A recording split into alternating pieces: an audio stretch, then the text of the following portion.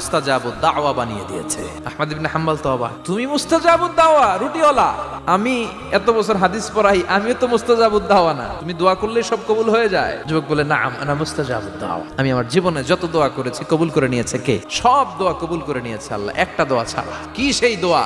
যুবক এবার বলতে শুরু করলো, আমার জীবনে যে দোয়াটা আল্লাহ কবুল করে নাই সেটা হচ্ছে আমি আল্লাহর কাছে অনেক চেয়েছি, অনেক দোয়া করেছি, যে আল্লাহ শুনেছি এই জামানার সবচেয়ে বড় মুহাদ্দিস, তার নাম নাকি ইমাম আহমদ ইবনে হাম্বল, আল্লাহ তোমার কাছে আমার চাওয়া আমি যেন এই ইমাম আহমদ ইবনে হাম্বলের দেখে মরতে পারি।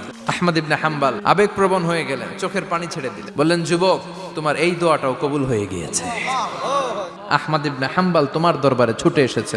যুবক চোখের পানি ছেড়ে দেয়, যুবক চিৎকার মেরে ইমাম আহমদ ইবনে হাম্বলকে জড়িয়ে ধরে, হাতে হাত রেখে মুসাফা করে, কপালের মধ্যে চুমু খায় আর আল্লাহর শুকরিয়া করে বলে, ও ইমাম, আসলে এই দোয়াটাও আল্লাহ আজকে কবুল করে নিল।